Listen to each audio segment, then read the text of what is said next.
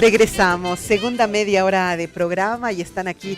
Sí, es que yo de verdad debería grabar los intervalos, son de lo más fascinantes. Un día haremos perlas de los intervalos. Bueno, le comento que recordará usted que hicimos un programa en el que exclusivamente hablamos del tema de Cataluña, de cómo hay una fuerte intencionalidad, también no se sabe, ¿no? Porque parece que hay grupos a favor de la independencia y grupos en contra, y lo que dicen los medios de comunicación nunca se termina de saber si son claros o no. Y bueno, por el momento el gobierno central ha solicitado que se tome una decisión, que se diga si quieren o no quieren ser ellos independientes de España. Ya hablaríamos de las Españas, decíamos.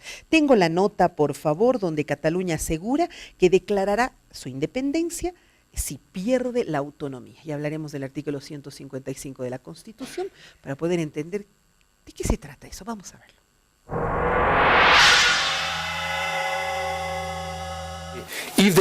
Si activan el artículo 155 de la Constitución española, ¿vamos a renunciar? La respuesta es definitivamente no. No tenemos otra opción, no tenemos otra alternativa. No tengo otra forma de declarar esto. Estos dos hombres son presos políticos. Hoy hay presos políticos en la Unión Europea porque el Estado español ha encarcelado a dos personas inocentes por sus ideas políticas. Se les priva de su libertad debido a sus opiniones.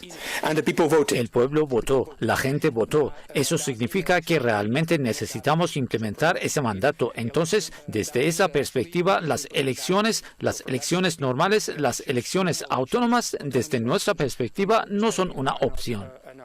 Este martes, el máximo tribunal de España sentenció que el referéndum independentista de Cataluña fue ilegal, porque la ley regional que lo convocó era inconstitucional.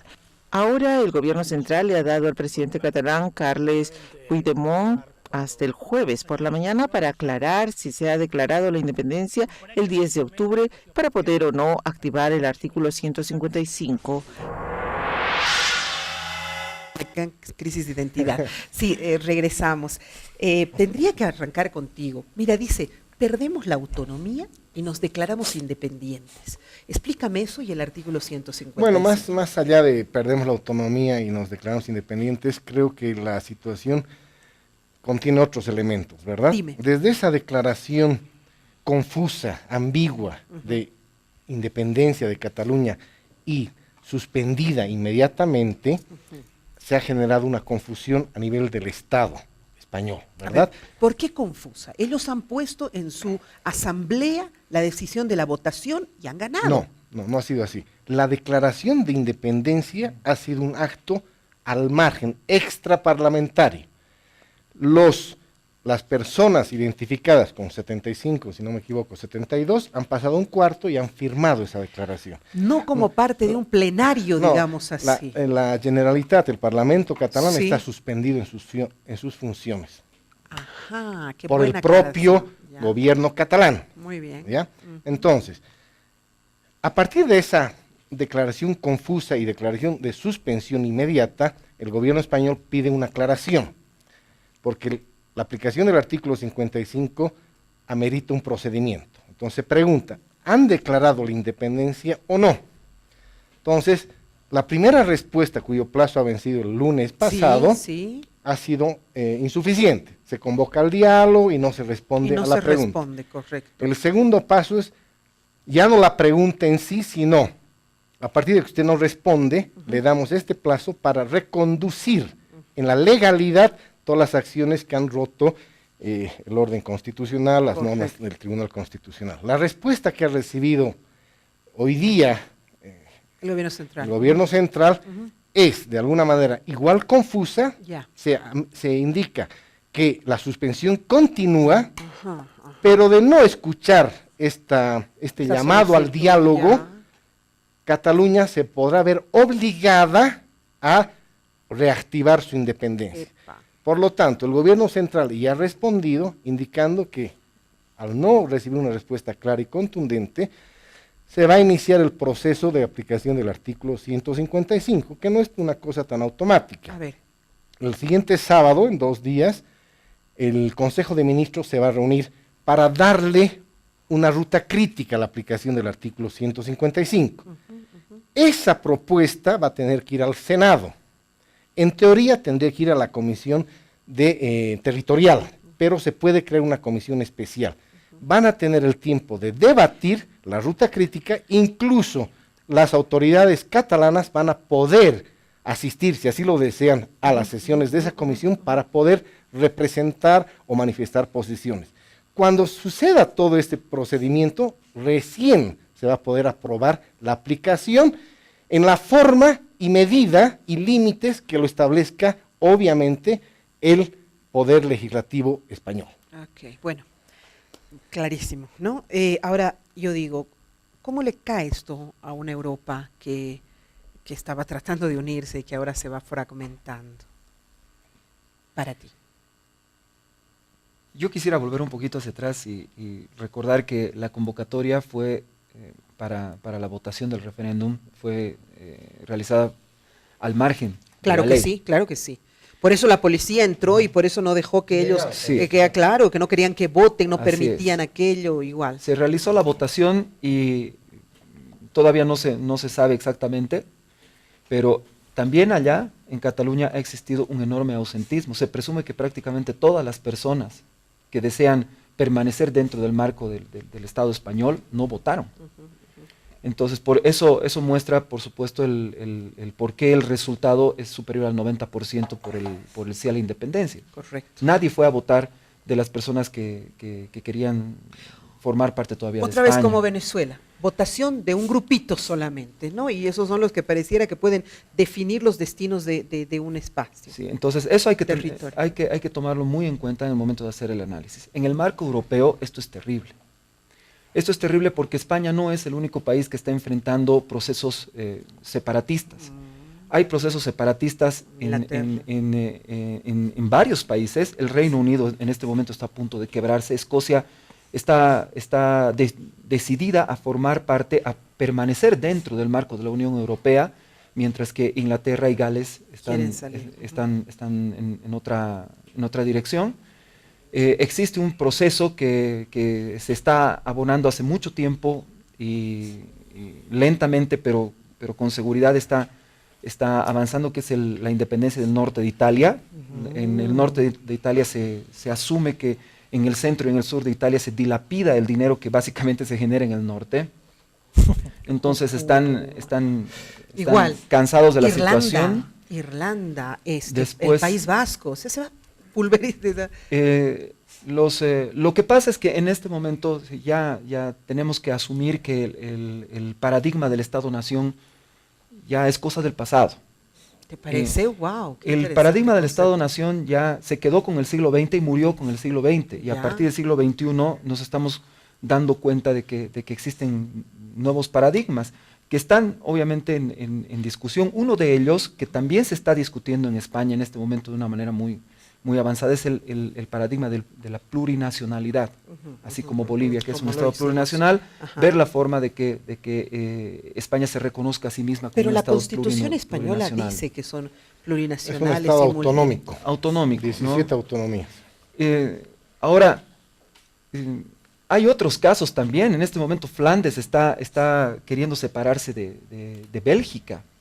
Es decir, en Europa tenemos por lo menos media docena de procesos separatistas que están en curso. Y va a balcanizar Europa. Y una cosa, claro, una cosa que preocupa es que, lógicamente, cuando sucede esto de que en Europa hay procesos separatistas, el mundo entero entra en guerra, como sucedió, por ejemplo, en la Primera Guerra Mundial. Cuando hay un proceso separatista en Europa, todos al final quedamos involucrados, el mundo entero queda involucrado. Okay. ¿Qué puede suceder? No sabemos. Me impactó mucho este concepto que tú dices, que el paradigma de una sola nación ya es obsoleto de repente. ¿Coincides con eso, Franklin? Creo que sí. Creo que hay una reconfiguración global en torno a lo que era esa visión ortodoxa de estados, ¿no? Sí. Ahora, también es cierto que la globalización ha traído una paradoja, que en teoría ha generado una aldea global, pero al mismo tiempo ha creado otra forma de negociar en bloques. Por eso se han creado los procesos de integración como una respuesta ya no de Estado, sino más bien corporativa entre Estados. Ahí se ha creado la Unión Europea, que deviene de la Comunidad Económica Europea, tienes UMA, tienes APEC, Mercosur, en fin, el mundo negocia en bloques. No pertenecer a un bloque te coloca una profunda debilidad y en una ventaja comparativa y competitiva muy, muy exigua con respecto de otros. Así que Europa ha logrado una cosa fantástica, que es finalmente consolidar la Unión Europea. El año 2004 han intentado tener su propia constitución, recordarás, Alvarito, se hizo un referéndum, el primero en España. En España votaron por el sí. ¿Sí a qué? A tener una constitución para toda Europa. Pero posteriormente en Francia se votó no. Entonces ahí quedó trunca la aspiración ya no de ser varios estados Unión Europea, sino prácticamente de ser un estado, algo así como Estados Unidos. ¿Cómo puede beneficiar, si se entiende que la unidad hace la fuerza, cómo puede beneficiar a una nación pequeña, como el caso de Cataluña, por ejemplo, que es diminuta, que es del tamaño de Tarija, Cataluña? Lo que pasa o menos, que, probablemente es que, menos. ¿Sabes? Este proceso de los catalanes no es que tienen una aspiración, ni siquiera una pretensión de no pertenecer a Europa. Lo que pasa es que la Unión Europea ya les ha dicho, señores, se salen de ahí, chao, no pierden todos los privilegios de la Unión Europea. O sea, salen de la Unión Europea, siguen siendo europeos. Pero eso deviene inclusive desde la historia misma republicana.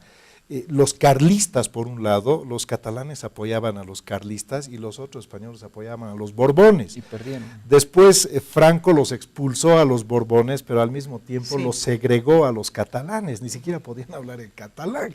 O sea, la historia de Cataluña es extremadamente compleja, pero Bueno, se han reivindicado de todo eso. ¿Cuáles son las ideas que se han instalado para estos procesos separatistas? Primero tienes a Artur Mas, que ha sido uno de los fuertes precursores de esta última recta, donde dice, Cataluña es la comunidad autonómica que tiene el PIB per cápita más alto de toda España. Segundo, Cataluña es un centro industrial muy potente. Cataluña tiene la mayor tasa de inmigrantes. Cataluña tiene el puerto estratégico más importante después del puerto del País Vasco. Cataluña, en definitiva, es la Europa europea y no es la Europa española. Es decir, ellos son más, porque no hay la definición del europeo. ¿Quién es el europeo? Un italiano no se parece a un alemán no se parece a un francés, o sea, no hay el europeo no existe, ¿no? Por eso mismo, la Europa europea sí, es la Europa esa que funciona mejor, esa Europa que es más dinámica, esa Europa que crece a una tasa mucho más estable, y esa Europa que además es más planificada, esa Europa es la Cataluña. En cambio, la Europa tercermundista sí, es todavía la otra, ¿no? Que se vengan para acá. Y después de la muerte de Franco, recién Europa ha empezado, España ha salido del tercermundismo. Sí, absolutamente. España tenía, ¿qué decían pues los europeos? Europa termina en los Pirineos, después de los Pirineos es África, ¿no? Y prácticamente a los españoles no los consideran europeos por su bajo nivel de desarrollo y además porque no podían pertenecer a la comunidad económica en esa época, porque eran una dictadura, ¿no? Para formar parte de la comunidad primero había que salir de las dictaduras. Pero con esto cierro. En 1977 se aprueba la Constitución en España que establece 2 vías de autonomía, de descentralización, la rápida y la lenta. Entonces, en la rápida han entrado todas aquellas comunidades autónomas que tenían la suficiente musculatura para poder descentralizarse y para poder empezar a funcionar autónomamente.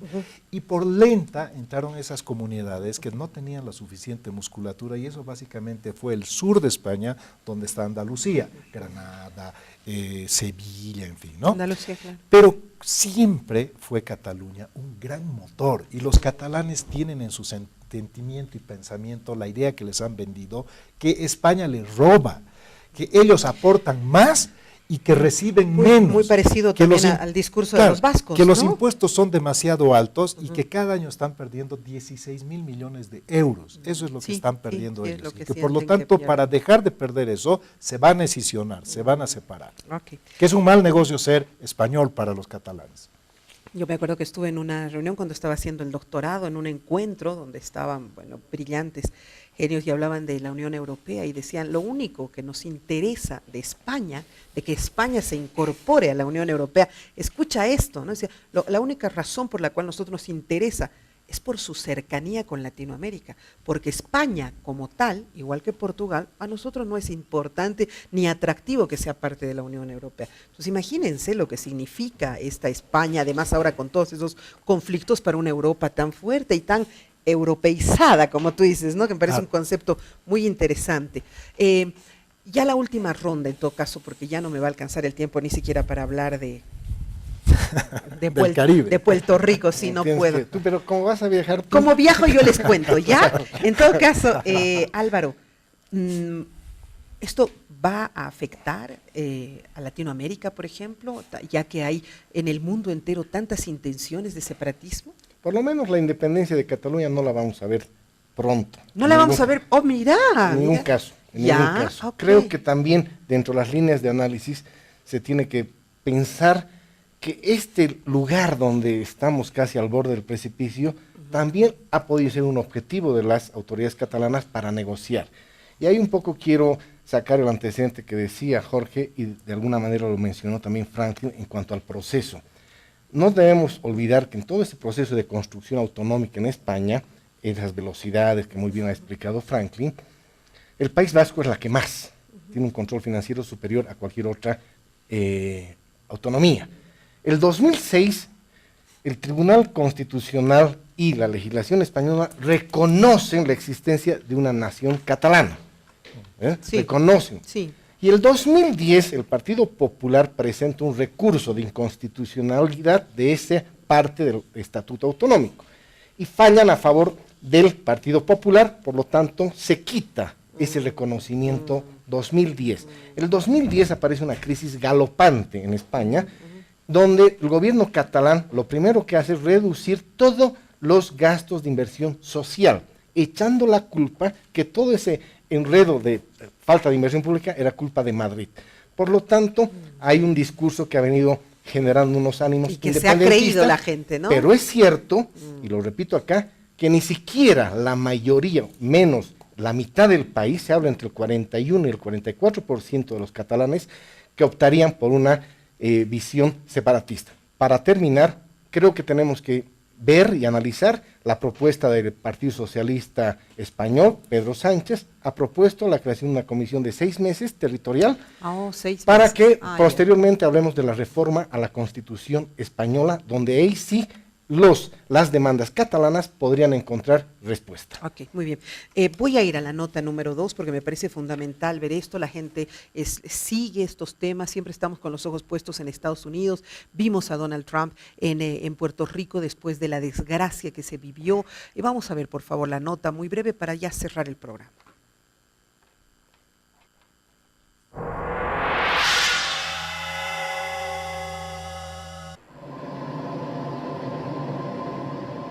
El paso de María como huracán categoría 4 por Puerto Rico dejó inundaciones superiores a los 2 metros, cientos de casas destruidas, 75% de sus 3,5 millones de habitantes sin agua ni teléfono, una capital, San Juan, declarada zona de desastre y un monto estimado de $10,000 millones para la reconstrucción de ese país.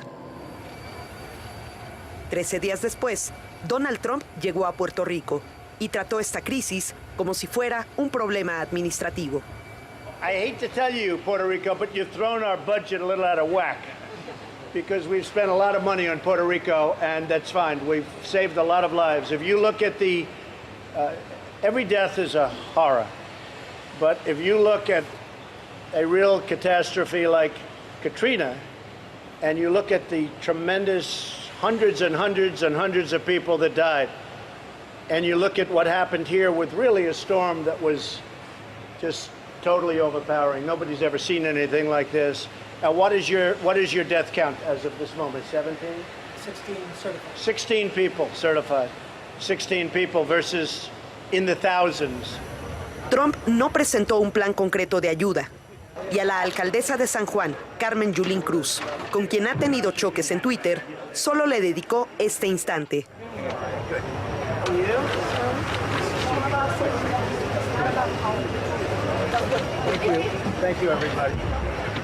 El presidente observó la devastación desde un helicóptero y visitó Guaynabo, una zona alejada de los lugares más devastados. Ahí se tomó selfies con los damnificados y repartió ayuda arrojándola como si fuera un balón de básquetbol.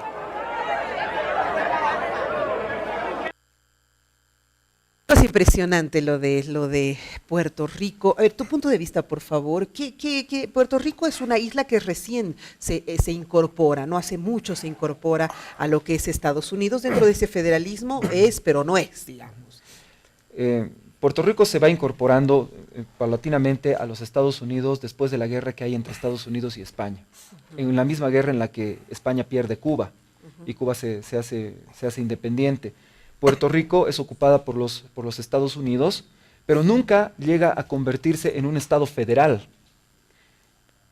Puerto Rico es un estado libre asociado, es decir, dentro de las estrellitas que tiene en su bandera, Estados Unidos no figura Puerto Rico. No, entonces es como que forma parte de los Estados Unidos para algunas cosas, pero para la mayoría no. En estas circunstancias en el que están en una catástrofe, una tragedia, y se ha declarado ya zona de desastre. Entonces ha quedado perfectamente claro cuál es la diferencia que hay entre el Estado Libre Asociado de Puerto Rico y los estados federales. Aunque lógicamente no hay que hacerse tampoco mucho, no hay que imaginarse demasiado acerca de la respuesta de Estados Unidos después de ver lo que ocasionó el huracán Katrina, ¿no? En el estado más pobre de los Estados Unidos, que prácticamente tardaron un mes en responder a semejante catástrofe. Entonces, esto ya se ha producido antes. Estados Unidos tiene una tremenda debilidad para responder a catástrofes naturales. Y ello, por supuesto que está ligado con el hecho de que tiene la mayor parte de sus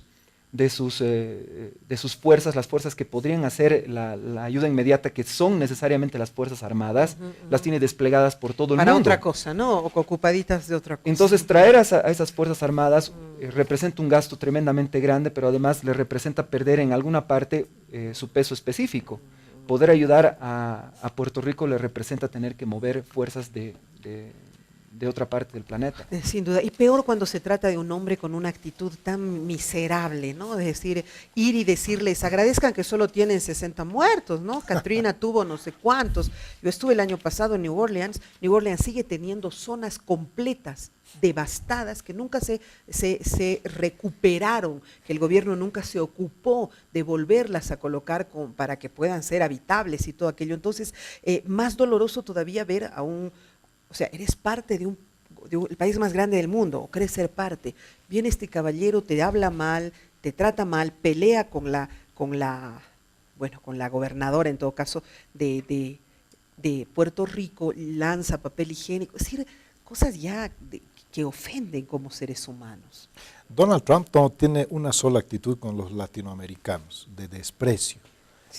Es exactamente lo mismo que México. Para él Puerto Rico no es Estados Unidos, para él Puerto Rico son latinoamericanos, para él Puerto Rico es una zona de desprecio, no oculta su actitud absolutamente deleznable, repudiable, y Puerto Rico en realidad se beneficia en alguna medida por el comercio, porque tiene un flujo comercial importante, tiene la posibilidad de fungir como un protectorado, más que como un Estado asociado, por el hecho de que nadie se mete con Puerto Rico, porque Puerto Rico tiene la protección de Estados Unidos, pero después absolutamente nada más. Tal es así que en la actualidad, ya hace más de 2 décadas, en Puerto Rico se han planteado fuertemente la total independencia y autodeterminación, no ser un Estado asociado. La legislación norteamericana es norteamericana y la legislación puertorriqueña es puertorriqueña. Entonces, es una figura híbrida, ¿no? Es una figura híbrida que a Estados Unidos no le da más ni le da menos, pero a Puerto Rico le ha generado geopolíticamente problemas porque finalmente está en el Caribe, pero no forma parte de los países del Caribe. Claro, está en medio, o sea, no está ni a un lado ni al otro. Básicamente es una situación que yo creo que Puerto Rico debería ir por su autodeterminación. Es una opinión muy personal. Ni con Dios ni con el diablo está Puerto Rico, desgraciadamente. Pero son latinoamericanos y no los quieren. Y Trump es abiertamente anti-latinoamericano. Bueno, pues es que ellos también decidieron patear para el otro lado, ¿no? Yo creo que eso también es molesto para... Pues gracias, Frankie. No, a ti las gracias. Gracias, Jorge y Álvaro. Ha sido un gusto tenerte en el programa y todas tus... Gracias a ustedes. ¿Algo para cerrar de Puerto Rico?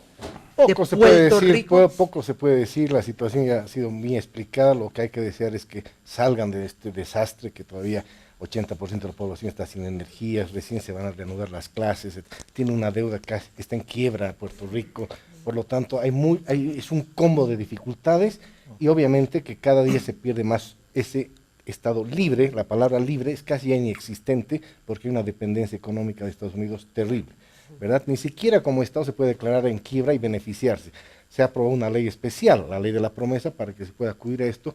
Por lo tanto, cada día se pierde más independencia y no sé si el puertorriqueño, al que tú vas a conocer directamente, realmente quiere una soberanía. No lo sé. Tengo mis dudas, que todavía ese discurso independentista no ha calado en Puerto Rico porque de alguna manera se dice de manera prejuiciosa que el puertorriqueño ha estado acostumbrado un poco a vivir de ese protectorado y no le ha generado la potencialidad que podría tener como, por ejemplo, un lugar de turismo importantísimo que podría competir con cualquier otro destino mundial de turismo. Por lo tanto, creo que todavía en las generaciones actuales ese pensamiento de independencia no ha calado. Quizá en futuras generaciones podamos ver un Puerto Rico.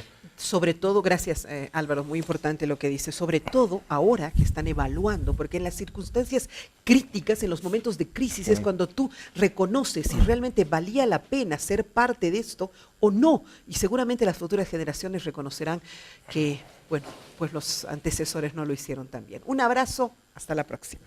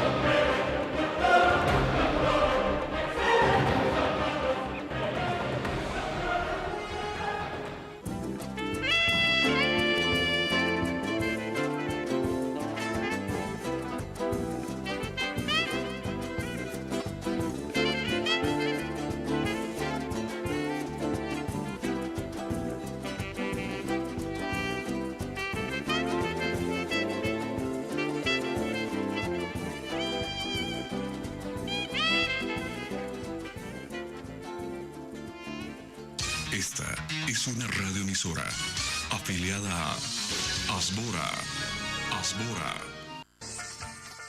Pese a la adversidad